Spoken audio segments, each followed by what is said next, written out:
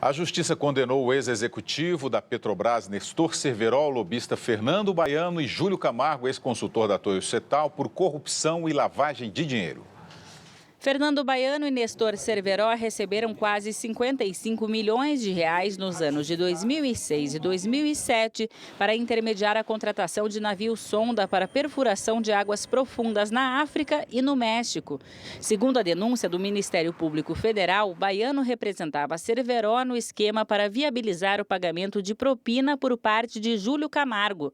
Os procuradores sustentam que, para dar aparência lícita ao negócio, foram feitas transferências no exterior e no Brasil entre empresas de Júlio Camargo e do doleiro Alberto Youssef. Também foram firmados falsos contratos de prestação de serviços com o uso de notas fiscais frias. Nestor Cerveró foi condenado a 12 anos e 3 meses de prisão. Fernando Baiano a 16 anos e 1 mês.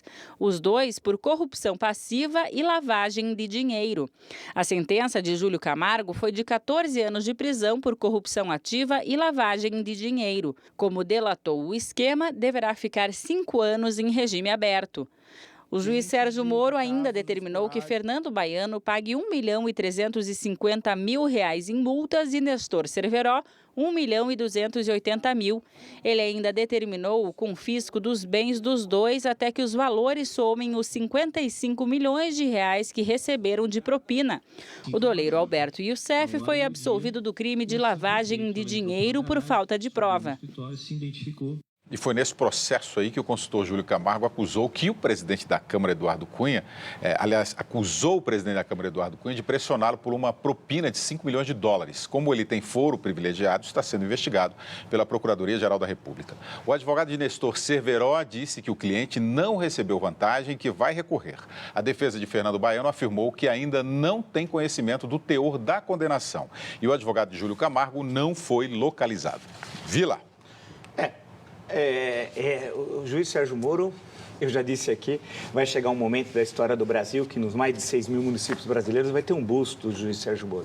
Ele é a figura fundamental na história da República. Ele é essencial. O que ele está fazendo desde o ano passado e agora, e não só, mas estou pegando da Operação Lava Jato especificamente, é fundamental para moralizar a vida política brasileira.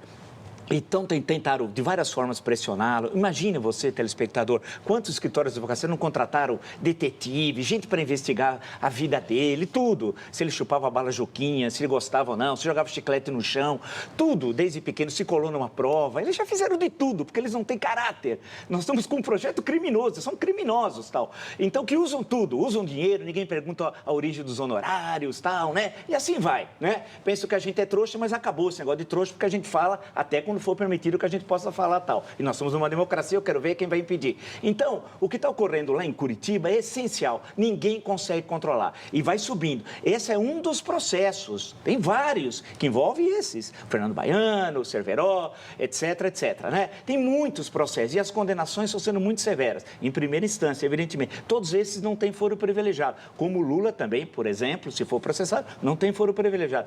Isso é essencial. Tentaram, de vários meios, pressionar, atacar instituições de classe, de atacar o juiz Sérgio Moro de todas as formas, e ele tem exercido com dignidade, sem fazer populismo, né? Isso é muito importante, sem querer fazer carreira política, nada disso, agindo segundo os autos do processo. Claro que o papel da Polícia Federal é fundamental, o papel do Ministério Público Federal também, mas devemos reconhecer figuras como Sérgio Moro, esse sim. E não é triste o país que precisa de heróis, eu discordo dessa frase. É muito bom o país ter heróis, e Sérgio Moro é um herói. Engraçado aqui a Vânia Van pelo Facebook, falando que Sérgio Moro, meu candidato para ser ministro da Justiça, e Joaquim Barbosa, presidente. Você vê, o Sérgio Moro, ele não está fazendo nada mais do que cumprindo a sua função. Não. Olha onde nós chegamos nesse Brasil. É um juiz honesto, juiz coerente, mas competente. todo juiz tem que fazer isso. Mas veja bem uma coisa. Quando o processo chega para ele julgar, ele já vem instruído. Então tem que mostrar essa cadeia, que é uma cadeia que está agindo com independência total.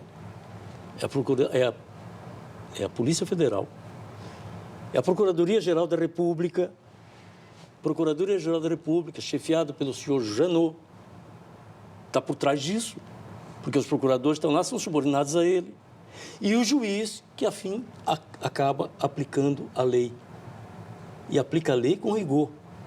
E não se deixou dobrar por nenhuma pressão. Esse é o fato auspicioso que eu vejo no processo político brasileiro, embora seja da área do judiciário, porque até então não havia leis que punissem. E não havia autoridades no judiciário dispostas a enfrentar. Olha que está passando esse procurador Janot pelas mãos do presidente da Câmara. Já mandou a CPI ouvir, já ameaçou que vai levantar, enfim, contratou uma empresa Kroll para investigar uma série de coisas. Por quê? Porque ele foi apontado num processo que o Sérgio Moro estava conduzindo, mas que os procuradores são procuradores federais, subordinados a Janot, surgiu o nome do presidente da Câmara. E esse presidente da Câmara tem dado bordoadas nesse Janot que eu nunca vi igual.